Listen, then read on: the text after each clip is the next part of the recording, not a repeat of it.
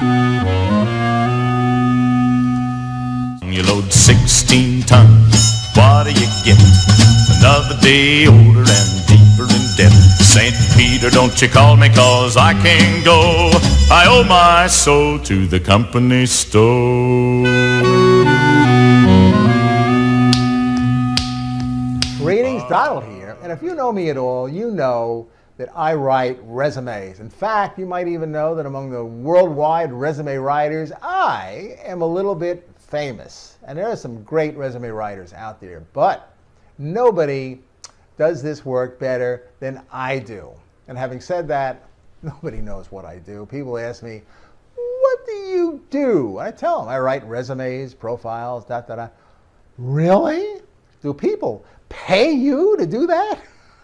Yes, they pay me well, because in certain cases I can add tens of thousands of dollars to a job offer. Can't do it for everybody. Maybe I could do it for you if you have had good successes with your past employers, if you've done some really important things for your past employer. But if you're the type of person who doesn't like to talk about it, that's where I come in. You know, many successful people on the job don't like to talk about themselves or their successes. In some cases, they feel they'll be perceived as braggarts, or maybe they just forgotten what they've done, or they just minimize it. People tell me all the time, anybody could do what I've done there. Well, I'm the judge of that. I've done this 1,800 times. And if I tell you, wow, that is really significant, it's significant. And I can get inside your head, and I can pull that goal right out of your head. I'll package it in a way that makes you look irresistible to potential employers. Instead of walking in there like a schlep, you come in there like Superman or Superwoman, and you get a very different kind of an offer. That's what I do. That's why people pay me to write their resumes. And in a second, I'll show you examples of what I do. I'll even show you exactly how I do it.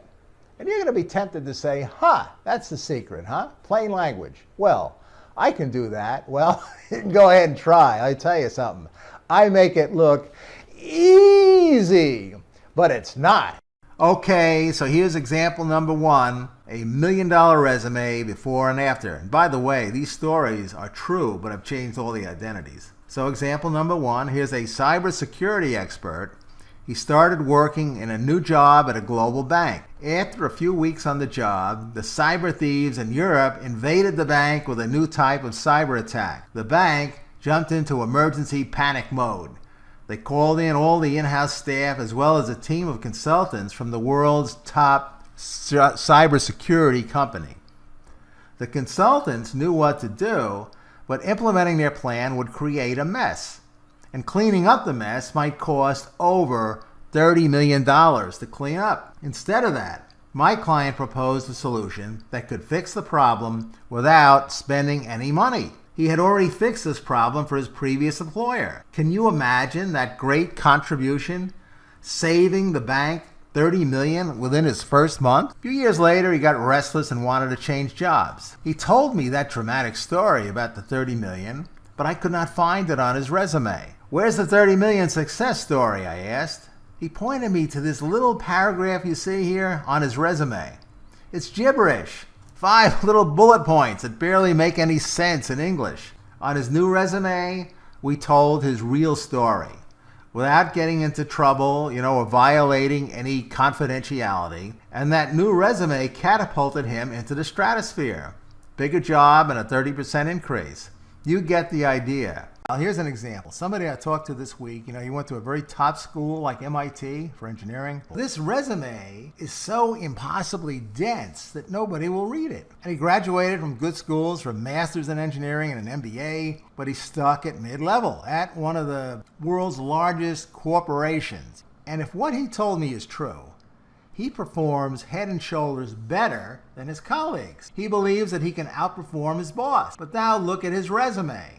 What does this show you? He's lost in the weeds of project details, and he can't show that he accomplished anything big for the company. Here's his summary paragraph for his current job. Very unimpressive. But as I asked him questions, it became clear to me that he had accomplished some big C-level things. But those accomplishments are locked up inside his head, and you won't find them on the resume. For example, he took charge of a strategically important project to outsource a big piece of IT, the first outsourcing project of its kind at this scale in the company's history, critical to the company's long-term survival, and 2 prior attempts had failed miserably. But he actually succeeded. Bang! Not only that, he devised a methodology so that other parts of the company could follow his lead. Bang! Now his resume is showing leadership for the worldwide enterprise. Bang! As a result, he saved many tens of millions of dollars for his own sector, and probably, over time, he'll save hundreds of millions for the worldwide enterprise. Bang, bang. I didn't have time to figure out all the follow-on benefits and value he created. But that's how you crash through your glass ceiling, okay? An outside interviewer asking you questions like that. Here's another example. A corporate CTO, Chief Technology Officer. His story is a tangled rat's nest on the original. Makes no sense at all. For outsiders, he looks like a loser who cannot communicate. His best information was locked up inside his head, where nobody can see it. The interview fixed that problem, and now his resume looks like Superman. He solves big global problems, tireless workaholic who contributes many tens of millions of dollars to the company's bottom line. His new resume shows what he can do, and he catapulted himself from CTO to a chief executive position at a smaller company. This person turned around a factory that had a nervous breakdown. The company had installed an extremely sophisticated SAP system, but it was not configured correctly. Suddenly, everything stopped working. Top management went into a panic. They fired the general manager and put my client in charge. And meanwhile, 200 people were just sitting around with nothing to do, which cost overall $1 million a day. Urgent. My client had no knowledge of SAP, but he was a very organized person who pulled the right people together and project managed the turnaround. He fixed the problem within a few weeks. A real hero. But look at his original resume. On the original, he looks like a low-level drone who supervises building facilities and maintenance. New resume tells his real story. And remember, if you've got great information, $1 million success that's locked up inside your head, call me ASAP and we'll create $1 million resume for you. I'm out of time, gotta go, but I wish you the very best of good luck in your search.